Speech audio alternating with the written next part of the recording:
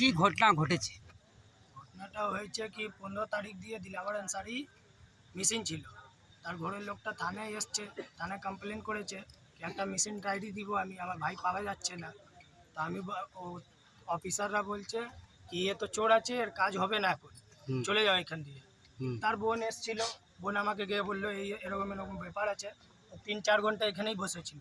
হুম, তারপরে রাগ হয়ে বলেছে আমি কাউন্সিলরের কাছে যাচ্ছি, কাউন্সিলরকে বলবো কি এমন এমন ব্যাপার আছে, থানার কাজ হচ্ছে না। হুম। তখন ওরা শুনেছে কি কাউন্সিলর কাছে যাবে, ভোটের দিন আছে, কোনো ঝামেলা হবে। তাহলে ও একটা ডায়েরি করে ডায়েরির স্লিপটা দিয়ে দিয়েছে কি তোমার কাজ হয়ে গেছে, চলে যাও, আমরা দেখছি কোথায় আছে।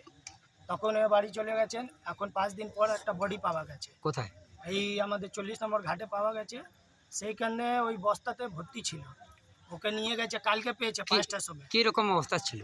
ও একদম শেষ হয়ে গেছে, ওকে মেরে ভর্তি করে কেমিক্যাল দিয়ে ওকে জলে ফেলে দিয়েছে। আচ্ছা, আজকে 4 দিন পর ওকে বের করা হয়েছে। আর কালকেই বডিটা পেয়েছে, কিন্তু কালকে আমাদের জানাইনি কাউ। বডি নিয়ে গেছে, সব লোক বলছে বডি নিয়ে গেছে।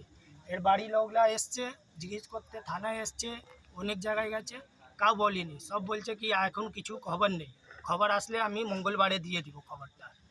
তখন আমরা বলতে চাইছি যখন কালকে বডিটা পেয়ে গেছে, কালকে দিয়ে দিলে তো ভালো হতো। কালকে আমরা বডি পাইনি, এখন আজকে বলেছে এরা দুপুরবেলায় কি আসো, একটা বডি আছে মল্লিক ফাটাকে, গিয়ে ওইখানে একবার দেখে নিন, যদি আপনার ভাইয়ে থাকলে তাহলে বলুন। তখন আমরা গেছি, তখন তো বডি দেখলেই বোঝা যাচ্ছে না কি কে আছে, শুধু ওর জামা দেখে আমরা বুঝতে পেরেছি কি হ্যাঁ ওর বাড়ির ছেলে আছে। আপনার কেন এই ঘটনাটা কেন ঘটলো? কি মনে করছেন? এই ঘটনাটা ঘটেছে, এরা 3-4 জন মিলে পাতা পাতা বিক্রি করে আচ্ছা, পাড়াতে। আচ্ছা, আর সেই 4-5 জন মিলে ওকে বাড়ি দিয়ে ডেকে নিয়ে গেছে। 1:10 আমাদের ওইখানে ক্লাব আছে, সেই ক্যামেরাতে ওদের যত ছেলে আছে হুম। সবার ছবি এসছে। যদি প্রশাসন পুলিশ চাইলে ওই ক্লাবে গিয়ে ওই ক্যামেরাটা চেক করে ভালো করে ওই যত আছে যে যে ছেলে ছিল কে সবাইকে কে নাম তুলে। নাম জানেন কে কে ছিল? নাম তো ওইখানে 7-8 জন ছিল, তার মধ্যে একটা রোহিত ছিল, আচ্ছা, একটা গুল্লু বলে ছেলে ছিল, রাজা আনসারি ছিল, আর একটা সাদ্দাম ছিল বাইক নিয়ে। আচ্ছা, ওইখানে এরা ছিল। আর 2-3টে বাচ্চারা ছিল, তো বাচ্চাদের তো কোনো কাজ নেই ওইখানে, ওরা দাঁড়িয়ে ছিল। তখন এরা 4 জন এক সাইড দিয়ে একে নিয়ে চলে গেছে, 15 মিনিট কথা কথা করেছে, ওইখানে কিছু খেয়েছে, তারপরে নিয়ে গেছে। তারপরে ও আর বাড়ি আসেনি। 15 তারিখে রাত্রিরে যেই বেরিয়েছে, তারপরে বাড়ি আসেনি। মানে একটা ডেড বডি 5 দিন লাগলো। হ্যাঁ, 5 দিনের পর আজকে বলা যাচ্ছে ডেড বডি পাওয়া গেছে।